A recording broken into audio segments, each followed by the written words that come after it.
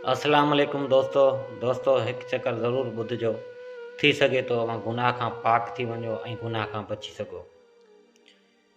शुरू में मौल माण्हू खे उहो अहसासु नाहे थींदो त मां मरी चुको आहियां, बल्कि शुरू में हू पाण खे मौत जे पोइ ते ख़्वाब में महसूसु कंदो आहे ऐं हू पंहिंजे मयत खे ॾिसंदो आहे, पंहिंजे मथां रोईंदड़नि खे ॾिसंदो आहे, पाण खे गुस्ल ॾियारींदड़नि खे बि ॾिसंदो आहे ऐं पंहिंजो पाण खे क़ब्र में लहंदे महसूसु कंदो आहे।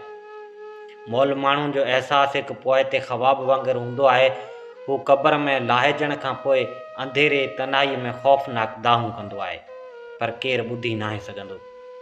नबी करीम सल्लल्लाहु अलैहि वसल्लम जिन फरमायो, जेकॾहिं तव्हां क़ब्र वारनि माण्हुनि जूं रड़ियूं, दाहूं, कीयूं ऐं कूकूं ॿुधो त पंहिंजनि मर्दनि खे दफ़न करणी छॾे ॾियो।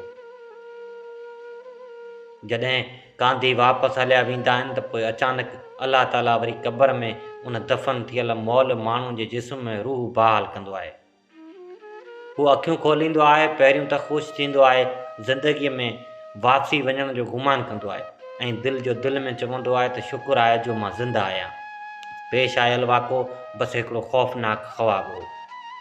पोइ आहिस्ते आहिस्ते हू पंहिंजे जिस्म खे छुहणु शुरू कंदो आहे, पर पंहिंजो पाण खे कफ़न जे हिकिड़े कपिड़े में वेढ़ियल ॾिसी करे पंहिंजो पाण खां सवाल कंदो आहे त मुंहिंजा पातल कपिड़ा काॾे विया, हींअर मां किथे आहियां, हर तरफ़ अंधेरो ऐं सोढ़ी जॻहि आहे, हिते मां कीअं पहुतो आहियां। पोइ हुनखे यकीन थींदो आहे त जेको कुझु मां महसूसु करे रहियो आहियां ही को ख़्वाब नाहे, हक़ीक़त में मां मरी चुको आहियां। पोइ बेवसीअ में रड़ियूं दाहूं कंदो आहे ऐं पंहिंजे अज़ीज़नि रिश्तेदारनि खे सॾ ऐं कूकूं कंदो आहे, जीअं हू अची हुनखे बचाए सघनि। जॾहिं हर तरफ़ खां नाउमीद थींदो आहे त पोइ अल्लाह खे यादि कंदो आहे, अल्लाह खां माफ़ी घुरंदो आहे, अल्लाह खे आजिज़ी, इनकिसारी ऐं बेवसीअ सां ॿाॾाइणु शुरू कंदो आहे। ऐं अल्लाह मूंखे माफ़ कर। हू हिकु अहिड़े त नाक़ाबिले यकीन ख़ौफ़ हिरास में वठिजी वेंदो आहे, जंहिंखे हिन ज़िंदगीअ में कॾहिं बि महसूसु नाहे कयो। वरी पंहिंजी बेवसीअ मां ख़ौफ़नाक रड़ियूं ऐं वॾियूं दाहूं शुरू कंदो आहे।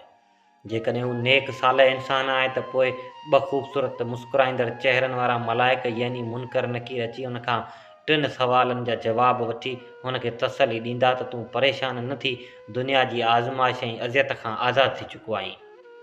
पर जेकॾहिं हू बुरो, बुछड़ो ऐं बदकिरदार आहे त 2 बदसूरत नज़र ईंदड़ मलाइक मुनकर नकीर अची करे हाज़िर था थियनि ऐं हुन खां 3 सवालनि जा जवाब था घुरनि, पर हू नथो ॾेई सघे। पोइ हुन जी बदसूरत अमल जे नतीजे में हुनखे ॾींहुं क़यामत ताईं ख़ौफ़नाक अज़ियतूं ॾींदा रहनि था। या अल्लाह मूंखे, मुंहिंजे माउ पीउ खे, मुंहिंजे अहल अयाल खे, मुंहिंजे दोस्तनि अज़ीज़नि खे ऐं जेको ही पोस्ट शेयर करे रहियो आहे उनखे क़ब्र जे पोइ ते वहशत ऐं अज़ाब खां महफ़ूज़ फरमा। आमीन या रब्बिल आलमीन।